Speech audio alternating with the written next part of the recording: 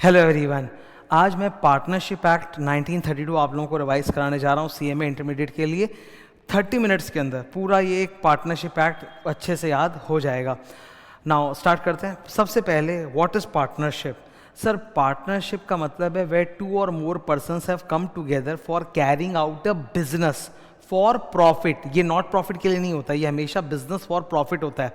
So they have come together, there is an agreement between them, that is called partnership deed. A relationship is formed among them, this relationship is called mutual agency. कहा जाता है that mutual agency is the acid test of partnership. हर partner एक दूसरे का agent है, मतलब एक पार्टनर कुछ भी करेगा सबको नुकसान झेलना पड़ेगा या फायदा उठाना पड़ेगा। तो every partner is an agent of the other partner, mutual agency. In fact ये बात हमें पता कैसे चलती है? ये बात हमें पता चलती है सेक्शन नंबर 4 से।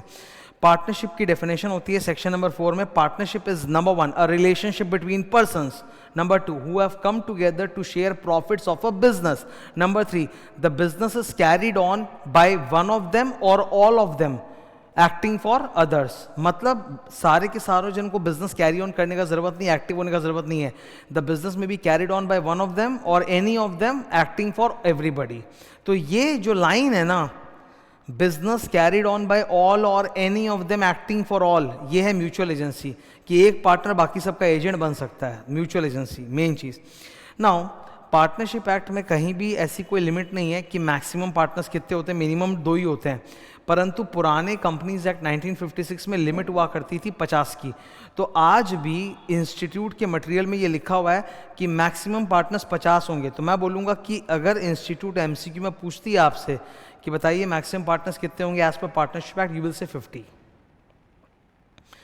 डिफरेंट टाइप्स ऑफ पार्टनर, कुछ बहुत फेमस है, हम सबको पता है। नंबर 1 एक्टिव पार्टनर जो काम कर रहा है, नंबर 2 स्लीपिंग या dormant partner, number 3 secret partner जो डीड में भी कहीं मेंशन नहीं है, number 4 limited partner for a limited purpose, number 5 partner in profits only, number 6 quasi partner ostensible partner, and number G minor as a partner. We know that minor can be admitted to the benefits of a partnership firm. minor के ऊपर और भी ज्ञान है आगे जाते हुए, ठीक है। अच्छा, केवल प्रॉफिट शेयरिंग से ही पता नहीं चलता कि पार्टनरशिप है। बहुत बार ऐसा होता है कि there is some kind of profit sharing but still there is no partnership. For example, हो सकता है कि हम लोग अपने बिजनेस का कुछ प्रॉफिट अपने मनी लेंडर को देते हों, या रिटायर्ड पार्टनर के विडो या उसके बच्चों को देते हों, या हम लोग गुडविल के लिए किसी को अपना शेयर ऑफ प्रॉफिट देते हों, ऐसा हो सकता है। तो जस्ट बिकॉज आप प्रॉफिट का कोई शेयर दे रहे हो, वो पार्टनरशिप की असली पहचान नहीं है। The real test of partnership is mutual agency. आज जैसे ये इन्होंने एग्जाम्पल दिया है, ये देखो ऊपर, पहले थियरी पढ़ो। The receipt of the share of profits by a person does not of itself make him a partner. ये 4 लोगों को भले ही हम प्रॉफिट शेयरिंग दे रहे हैं पर ये हमारे पार्टनर नहीं है, क्योंकि ये म्यूचुअल एजेंट नहीं है, क्योंकि इनके पास वो हक नहीं है कि ये हमारे बिहाफ में कुछ करेंगे और हम लोग को झेलना पड़ेगा।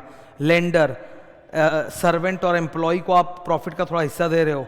विडो और child of a dead partner previous owner को दे रहे हो फॉर गुडविल शेयर। तो ये लोग हमारे म्यूचुअल एजेंट नहीं है, they are not partners. Just profit sharing करने से कोई हमारा पार्टनर नहीं बन जाता। तो ये वाली ना टॉपिक 7 मार्क्स में आ सकती है। Rights and liabilities of partners as mentioned in the partnership act. देखो, पार्टनरशिप एक्ट 1932 खुद बोलता है कि पार्टनर्स अगर आपस में एक पार्टनरशिप डीड बना लें और उसमें जो भी लिखेंगे वही फॉलो किया जाएगा। लेकिन अगर पार्टनरशिप डीड में इन मुद्दों के बारे में बोला हुआ नहीं है तो फिर जो पार्टनरशिप एक्ट में बोला वो सबको मानना पड़ेगा। पॉइंट नंबर 1 इधर, अगर डीड में कुछ बोला हुआ नहीं है तो no partner is entitled to any remuneration, किसी को पार्टनर सैलरी नहीं मिलेगी। प्रॉफिट शेयर इक्वली डिवाइड होगा। अगर पार्टनर को इंटरेस्ट ऑन कैपिटल मिल रहा है तो वो तभी मिलेगा जब प्रॉफिट हो। लॉस में इंटरेस्ट ऑन कैपिटल नहीं मिलेगा। इंटरेस्ट ऑन लोन 6% तक पर एनम के रेट पे मिलेगा। अगर एक partner ordinary course of business में कुछ करता है और उससे नुकसान हो जाता है उस बेचारे को, तो फर्म इंडेमनीफाई करेगी। सिमिलरली, अगर पार्टनर के नेग्लिजेंस से फर्म को नुकसान होता है तो पार्टनर फर्म को इंडेमनीफाई करेगा। ये टॉपिक देखो, इम्प्लाइड अथॉरिटी, मिसगाइड मत हो ना, गौर से सुन लो। इन ट्रांजैक्शंस को करने के लिए पार्टनर के पास इम्प्लाइड अथॉरिटी नहीं होती, not implied authority. Any partner of the firm, जब तक उसको बाकी पार्टनर्स अलाउ नहीं कर देते वो ये सब काम नहीं कर सकता। जैसे कोई पार्टनर अपने मन से ही कोई लीगल डिस्प्यूट आर्बिट्रेशन में जमा कर दिया, या फिर बैंक अकाउंट ओपन कर लिया, या किसी लीगल सूट में सेटलमेंट कर लिया, या लीगल केस को विड्रॉ कर लिया, फर्म के बिहाफ में कोई लायबिलिटी एडमिट कर ली, कोई प्रॉपर्टी खरीद ली, कोई प्रॉपर्टी बेच दी, या फर्म के बिहाफ में किसी दूसरे फर्म में पार्टनरशिप ज्वाइन कर ली, ये सब चीज़ों के लिए the partners do not have implied authority. Minor as a partner, अगर आप माइनर को पार्टनर बनाना चाहते हो तो दो बातें हैं। Number one, unanimous consent of all existing partners चाहिए, और दूसरा यूनानिमस मतलब all partners must agree, and दूसरा minor can only be admitted to the benefits of the partnership firm. अब एक बहुत बड़ी टॉपिक है जो 7 मार्क की आ सकती है, मैं चाहता हूँ कि इसकी फ़ोटो ले लो प्लीज़। यहाँ पे थोड़ा सा टाइपिंग मिस्टेक था, इसलिए वो रेक्टिफाई कर लेना। टेक अ फोटो, मैं डिस्कस कर रहा हूँ।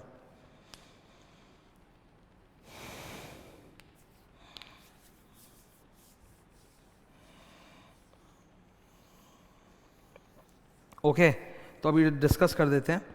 एक माइनर था जो फर्म में बेनिफिट्स के लिए ज्वाइन कर चुका था, अब वो 18 साल का हो गया, मेजर हो गया है।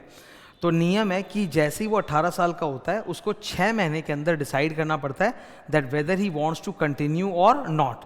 अगर 6 महीने में वो डिसाइड नहीं करता तो इट इज़ डीम्ड कि उसने एक्सेप्ट कर लिया and he wants to continue as a partner. ठीक है, now if there are 2 points, if he chooses to become a partner, suppose he decides कि हाँ भाई मेरे को पार्टनर बनना है, ठीक है, तो एक पब्लिक नोटिस वो जारी करेगा और बोलेगा कि यस, अब जो जो मेरे प्रॉफिट शेयर थे, मेरा कैपिटल में हिस्सेदारी था during my minority, the same will continue after I have elected to become a partner as an adult. In fact जिस दिन मैं फर्म में ज्वाइन किया था तब से लेके फर्म की जो भी लायबिलिटीज़ है वो भी, उसके लिए भी मैं पर्सनली लायबल हो जाऊंगा। देखो, he also becomes personally liable to third parties for all acts of the firm done since he was admitted to the benefits of partnership। पूरे शुरू से वो liable भी हो जाएगा। However, अगर वो बच्चा बड़ा हो गया और अब वो नहीं कंटिन्यू करना चाहता फर्म में, तो वो एक पब्लिक नोटिस देगा, और जैसी पब्लिक नोटिस देगा, from the date of public notice, अब से फर्म की कोई भी लायबिलिटीज़ या गड़बड़ियाँ उसके ऊपर फॉल नहीं करेंगी, और जो जो माइनॉरिटी के दौरान लायबिलिटीज़ थी वो भी उस पर फॉल नहीं करेगी। वो इनफैक्ट बाकी पार्टनर्स को कुछ भी गलत होने के लिए, अपने हिस्से के लिए सू भी कर सकता है। तो जो भी डिसीजन उसको लेना है, पब्लिक नोटिस देना जरूरी है कि भाई मैं बनना चाहता हूँ कि मैं नहीं बनना चाहता हूँ। These 5 things are regarded as reconstitution of the partnership firm: change in profit sharing ratio, admission, retirement, death, और लास्ट में amalgamation of partnership firm।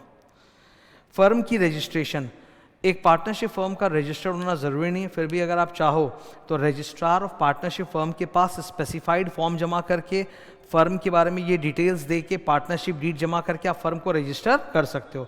You have to submit the following details: the name of the firm, the principal place of business, any other place of business, the date when each partner join the firm, the name and address of the partners and the duration of the firm.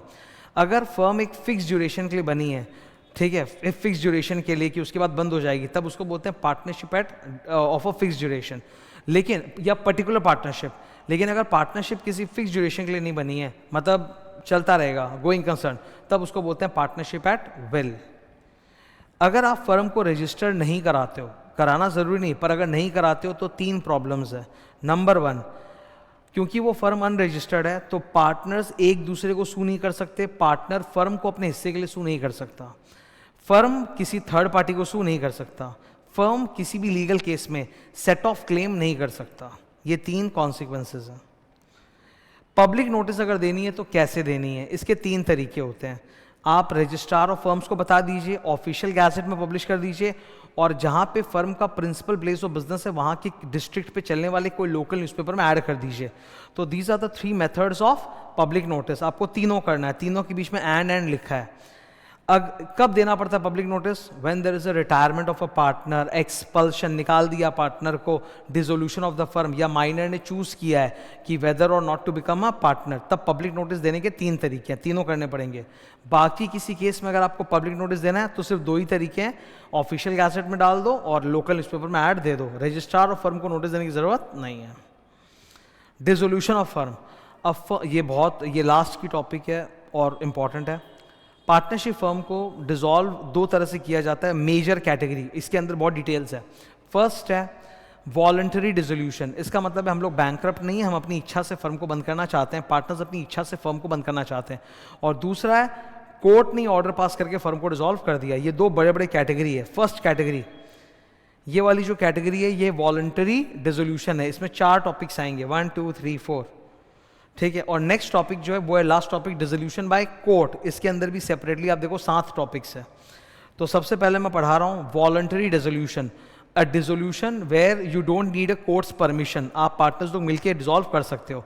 तो first है dissolution by agreement, partners जो है आपस में unanimous agreement करके, all partners agree करके firm को dissolve कर सकते हैं।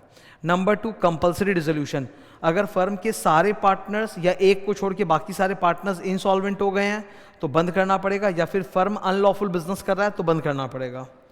On the happening of some contingency, अगर फर्म एक फिक्स टाइम के लिए बना था तो टाइम खत्म, फर्म बंद। अगर फर्म एक पर्टिकुलर प्रोजेक्ट या बिजनेस एडवेंचर के लिए बना था, वो प्रोजेक्ट खत्म, फर्म खत्म। अगर कोई पार्टनर मर जाता है या बैंकरप्ट हो जाता है तो भी firm dissolved. Dissolution by notice, if it is a partnership at will, मतलब कोई फिक्स ड्यूरेशन के लिए नहीं था और आप अचानक से बंद करना चाहते हो, तो एक पार्टनर बाकी सारे पार्टनर्स को और फर्म को नोटिस देके बोलेगा कि बंद करना है और फिर डिसॉल्व किया जाएगा। तो ये थे 4 तरीके डिसोल्यूशन वॉलंटरीली। अब मैं करा रहा हूँ डिसोल्यूशन बाय कोर्ट। इसमें 7 पॉइंट से 7वां का आ सकता है स्ट्रेट। नंबर 1, कोई पार्टनर अनसाउंड माइंड का हो गया है या परमानेंटली इनकेपेबल हो गया है, या फिर पार्टनर मिसकॉन्डक्ट कर रहा है, या फिर पार्टनर ब्रीच ऑफ एग्रीमेंट कर रहा है, या फिर एक पार्टनर है वो अपना हिस्सा असाइन कर रहा है, assignment of interest by the partners, या फिर अब बिजनेस ऐसा हो गया कि वो लॉस ही में रहेगा हमेशा, तो बंद कर सकते हैं। And last, any other ground जहां अदालत को उचित लगता है, जस्ट एंड इक्विटेबल का मतलब उचित लगता है, वहां पे भी अदालत ऑर्डर करके फर्म को डिसॉल्व कर सकती है। तो ये थे major topics of partnership act, एक हल्का सा रिविजन जिससे एक बार पूरा दिमाग में आ जाए partnership. Okay, I hope you like it. Thank you and all the best.